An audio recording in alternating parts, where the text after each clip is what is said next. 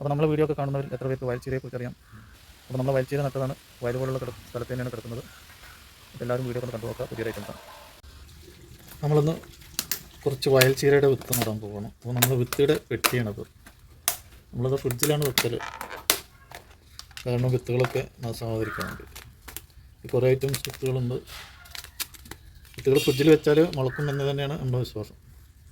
അപ്പോൾ ഇത് ക്യാരറ്റ്, കൊത്തമര, അങ്ങനെ കുറേ ഐറ്റംസ് ഉണ്ട്. അപ്പോൾ ബീട്രൂട്ട്, പിന്നെ ഇത് നമ്മുടെ ബത്തക്കയുടെ വിത്താണ്. പിന്നെ ബ്രോക്കോളിയുടെ വിത്ത്,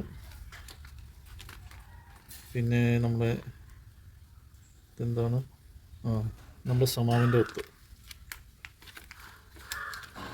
പിന്നെ നമ്മുടെ നാട്ടിലെ പച്ചക്കറി കയ്പ, പിന്നെ ചെരങ്ങ, കുമ്പളം, വെള്ളേരി അങ്ങനെയുള്ള വിത്തുണ്ട്. നമ്മളിവിടെ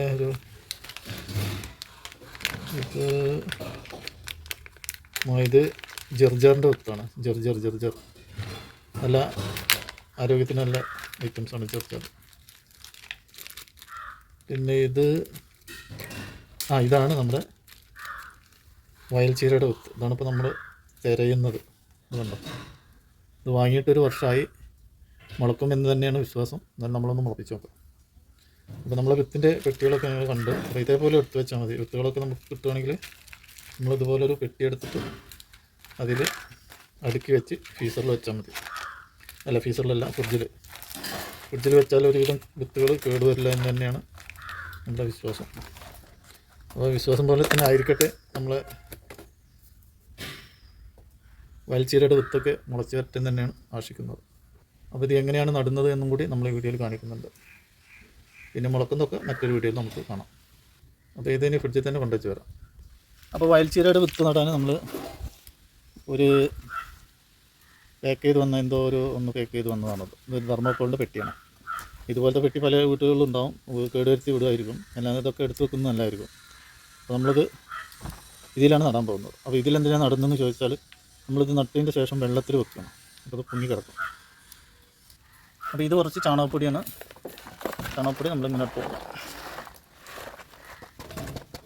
കുറച്ച് മണ്ണും കൂടി ഇട്ട് കൊടുക്കുക. അപ്പോൾ കുറച്ച് മണ്ണും കൂടി ഇട്ട് കൊടുക്കുക.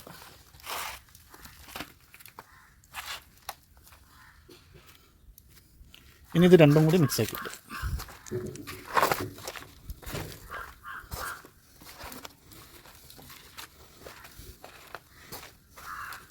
അപ്പോൾ വയൽച്ചീര എന്ന് പറഞ്ഞാൽ വെള്ളത്തിൽ നിൽക്കുന്നതാണ്.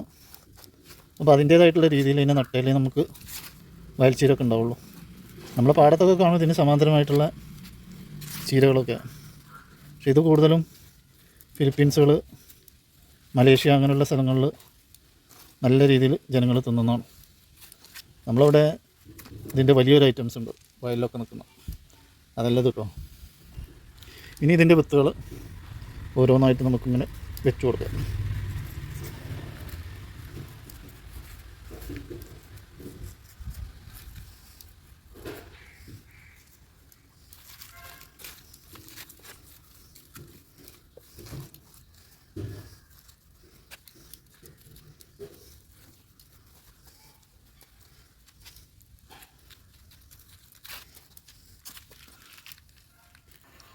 നമ്മൾ ഇതിലാണ് വെച്ച് കൊടുക്കുന്നത്.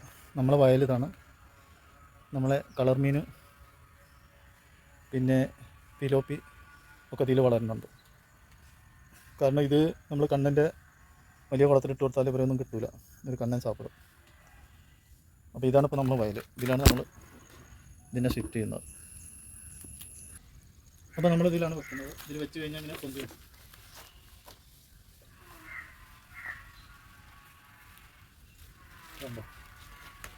വെള്ളത്തിൽ ഇങ്ങനെ പൊങ്ങി നിൽക്കും. വെള്ളം അതിന് കിട്ടും ചെയ്യും.